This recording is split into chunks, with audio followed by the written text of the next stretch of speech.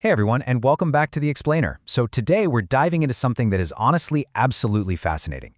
We're looking at this incredible piece of writing by Jen Lee called Part 1, You Are Not the Avatar, and it introduces what he calls the PECONAQRI framework. Over the next few minutes, we're going to fundamentally shift how you look at your own personal agency. We're taking something you probably know super well, video games, and using it as a map to completely rewire how you navigate the real world. So get ready, because once you see the underlying architecture of life this way, it is literally impossible to unsee. Okay, let's dive right into this. Think of this agenda as your main menu for navigating the game of life today. First, the video game inversion. Then, living in NPC mode. After that, picking up the controller. Then we'll look at 2 layers of reality. And finally, the complete game map. Let's go. All right, Section 1, the video game inversion. This is a bit of a thought experiment.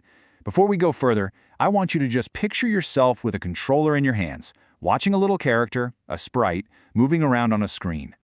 Right, so you're playing a video game. You're chilling on the couch, thumbsticks clicking, and there's your avatar. It moves exactly when you tell it to. It's got a body, a face, maybe even a whole elaborate backstory. And to anyone just casually walking into the room, it looks like that little digital sprite is the one doing all the adventuring. But you know the truth, right? You know the avatar isn't actually making choices. You are. You're the invisible player sitting outside the screen deciding if you're going to fight the boss, run away, or, just totally ignore the main quest to go forage for virtual mushrooms for 3 hours. But what if you aren't the avatar on the screen? Seriously, take that exact picture and flip it upside down. Apply it to your actual everyday life. What if the real you, the observing, aware, questioning you, is not the physical body walking down the street? What if your physical body is just the game sprite, an avatar instantiated into this massive, insanely complex game world that we just happen to call reality? In this framework, the people around you, they aren't just background extras, they're fellow players running their own avatars.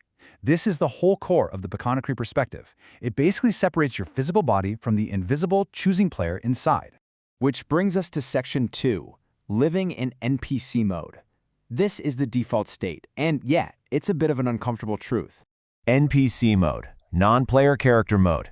According to Jen Lee, every single one of us is born into this game world as an NPC. The world is already running. The systems are already in motion long before we get here. And as a new player, you have no clue you're even in a game. You just respond to stimuli. You follow patterns. You drift through the world, guided by these invisible forces you never even question. And look, it is absolutely crucial to understand that being an NPC here, it's not an insult. It doesn't mean you aren't smart. It's just what naturally happens when nobody hands you the controller and says, hey, this is yours. And this comparison brilliantly illustrates the difference. On the left, we've got NPC mode. You're drifting, you're reactive, mostly unaware of the systems shaping your life. But on the right, we have PC mode, player character mode. This is what it looks like when a player wakes up. They're intentional, they're directing, they are choosing. And the wild thing here is that the PC player lives in the exact same world as the NPC. They've got the same bills to pay, the same gravity keeping them on the ground.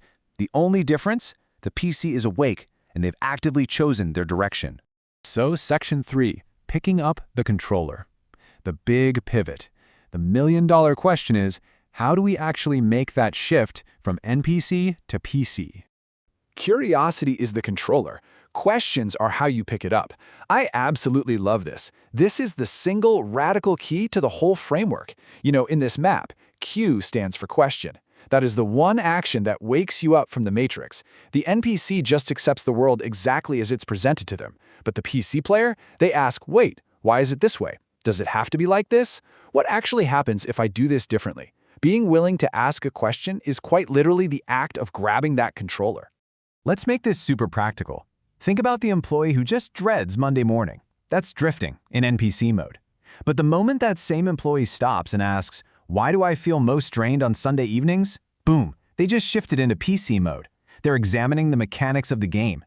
Or take a startup founder who's just blindly following a standard business playbook. That's drifting. But a founder who pauses to ask, wait, whose problem am I actually solving here? That player is awake. Or the student asking, what kind of life am I actually preparing myself for? Every real question you ask is a tiny movement of taking back control. And hey, it's an ongoing practice. We all slip back into NPC mode. Daily life is exhausting. The lag gets real.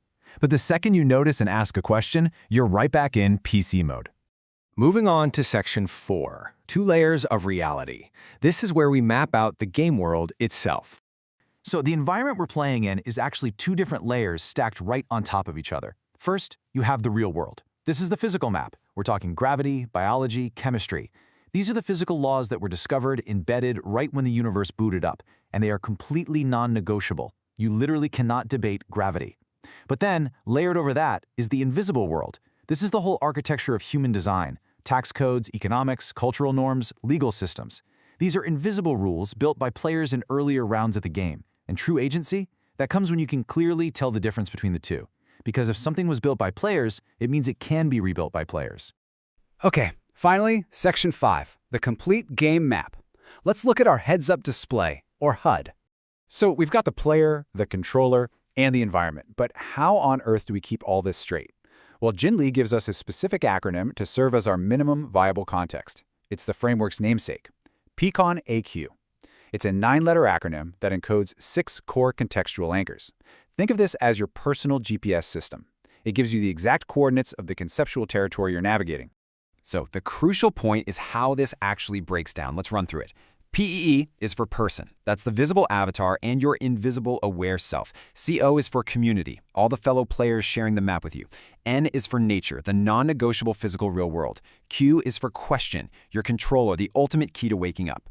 R is for real, the visible, tangible stuff, and I is for invisible, those hidden laws in human design systems we just talked about. So whenever things get complicated in life, if you just run the situation through these 6 anchors, it immediately clarifies exactly what you're dealing with. Now, PECONAQRI is amazing for mapping the world and the player, but it doesn't actually name the game itself or tell us our objective. For that, we need the second acronym to complete our HUD, and that is GOLAM2. This is basically your secret level, answering what kind of game this is. Here's how these final 4 anchors complete the framework. GOL stands for Game of Life. It reminds us that life is an intentional game to play, not just some pre-written script to follow. A is for Awaken. That is our main objective, moving from an unconscious drift to actually being conscious. M is for Mode, the state you happen to be in right now, and the 2 represents those 2 modes we explored earlier, the drifting NPC and the awake PC. Honestly, these final 4 anchors are like the ultimate cheat codes for intentional living. You know, up, up, down, down, left, right, you get the idea. They completely define your purpose in the game. Which brings us to the number 10. Between PECONAQRI and GOLAM2, we have exactly 10 conceptual anchors. 10 anchors, captured in just 15 letters and a single digit. It's incredibly elegant when you think about it. This whole framework takes the massive, overwhelming architecture of the human experience, stuff like agency, reality, society, self-awareness, and compresses it into a simple map, a map you can literally carry around in your pocket. It's the absolute minimum context you need to stop drifting and start actually playing. So, as we wrap up today's explainer, I want to leave you with this final, somewhat provocative question from the author. Where in your life are you moving like an avatar? Just responding, reacting, following the script, without remembering that there's a player behind it who can actually choose. I'll let that sink in for a second. Remember, curiosity is the controller, and it is quite literally always within your reach. All you have to do is be willing to pick it up. Thank you so much for joining me for this explainer. Until next time, keep asking those questions and stay awake in the game of life.